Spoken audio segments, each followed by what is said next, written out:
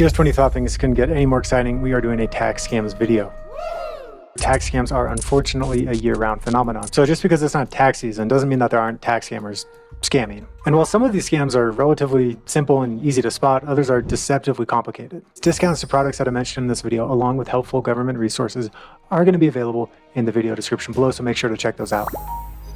First up, we have the Unclaimed Funds tax scam, which is one of the newer tax scams on this list. First, you get a letter, and this letter brings good news. It says that you are owed a refund that you must claim. At first, this letter looks legit. It has the IRS's letterhead after all. It's also going to have IRS contact information. This will look real, but it's not. Now, the letter is going to ask you to confirm your identity by doing what else? Of course, you need to provide some PII, some personal identifying information. Might be a driver's license, might be a social security number, often it's a combination of both, and you need to submit these to the IRS in order to claim your refund. Of course, on deeper inspection, it becomes clear that this is just an elaborate phishing scam. So how do we know that this is not legit? First, the contact information. It's fake. If in doubt, you can always confirm directly with the IRS at their website here. Second, this notice will have arrived via special delivery, and the IRS doesn't send mail this way. IRS notices always arrive in regular envelopes sent by the United States Postal Service. Third, the letter is going to seem a little bit off. Strange punctuation, a mix of fonts, misspellings, that sort of thing. This is a dead giveaway that it's a scam. So the employee retention credit, this is a real thing. But what has happened is in recent years, many people have been tricked into claiming it even though they're not eligible for it. Scammers will use a variety of methods, direct mail, online advertisements, even TV commercials to misrepresent and exaggerate who is eligible to claim their ERC. And essentially what these scammers are doing is they are claiming these ERC credits on behalf of individuals who don't actually qualify for them. This is textbook tax fraud, and the IRS is actively combating this by auditing ERC claims. So don't claim this unless you have confirmed with your CPA that you qualify. Next up, we have a tongue twister, phishing and smishing scams. Essentially, a phishing scam is an email scam wherein somebody tries to extract your personal information, and a smishing scam is very similar to this email scam, except it's conducted via text messages or SMS. So in these scams, the fraudster impersonates the IRS or some other government department, and they lure you into giving up personal information. The email or the text message often looks legitimate. It might include IRS letterhead, and it might direct you to a website that looks like the IRS's official website, but that actually isn't. So the URL might be close to the actual thing, but it's not irs.gov. The language on the website, it might be a little off, which again is an ongoing characteristic of scams. And of course, it is all designed in order to extract your very valuable personal identifying information.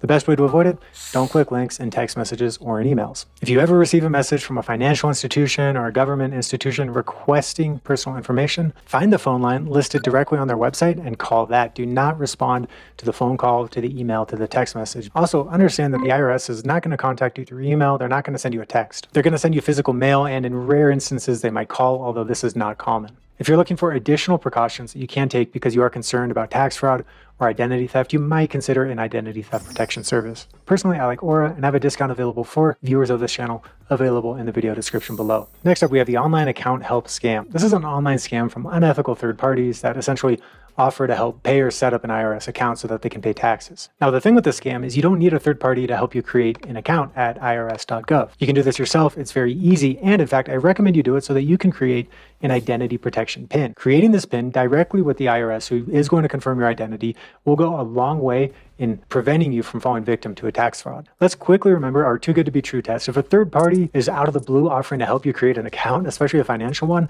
question their motivations. Why would they do this? The answer, of course, is that they want to steal your identity. Now, fuel tax credits like ERCs are real. There are legitimate use cases for them, but most Americans don't actually qualify for them. The problem here, I would say, lies in the name of the credit, the fuel tax credit. It sounds pretty innocuous and pretty everyday. After all, lots of people use fuel for work-related purposes. So what happens in this scam is that unscrupulous tax preparers will tell you that you can claim it when you don't qualify for the fuel credit. And essentially what these tax preparers are trying to do is they're attempting to inflate your refund. That's because they often take a percentage of your refund as payment. And in just a few moments here, I will be explaining the telltale sign that you need to be aware of in order to assess whether your tax preparer is legitimate or not. There's a giveaway when there's not.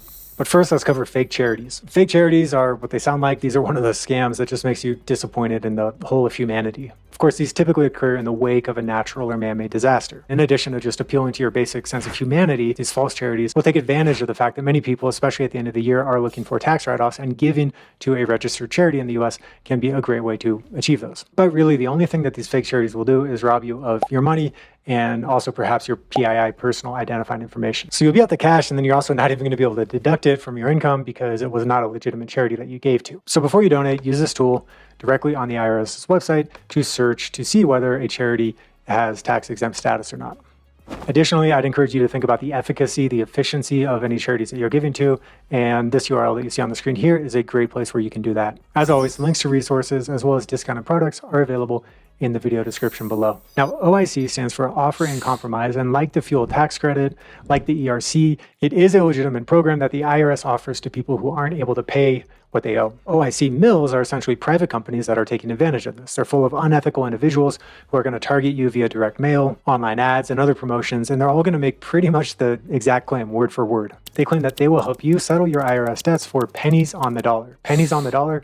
If you see that, that's really going to be a red flag. Of course, these OIC mills also inject strong time scarcity, and they tell you that there's a limited window in which you can settle your debt with the IRS. So get in touch now. I do want to briefly hone in on this tactic of time scarcity because it is often used by scammers to their advantage. If somebody is threatening or cajoling you and telling you that you need to do something today, otherwise the opportunity is going to disappear forever or the risk is going to be irreversible, be skeptical. If you want to see whether you qualify for an OIC, an offer in compromise, do it directly on the IRS's website. Next up are educational institution scams. Essentially, these are just spam emails sent out to anybody with a .edu email address, often with the subject line, recalculation of your tax refund. And of course, that's going to be intriguing for anybody living on microwave burritos and ramen like I did in college. College students who may be new to filing taxes are particularly vulnerable to these scams. Of course, if you click the link and input your personal information, that is going to be used to perpetrate identity theft. Next up, we have ghost preparers. A ghost preparer, to put it simply, is a fraudulent tax professional. They'll offer to prepare your taxes, sometimes for a fee, but more often for a percentage of the refund that they can generate for you. And you see how the incentives here are kind of screwed up, right? If they can get you a bigger refund,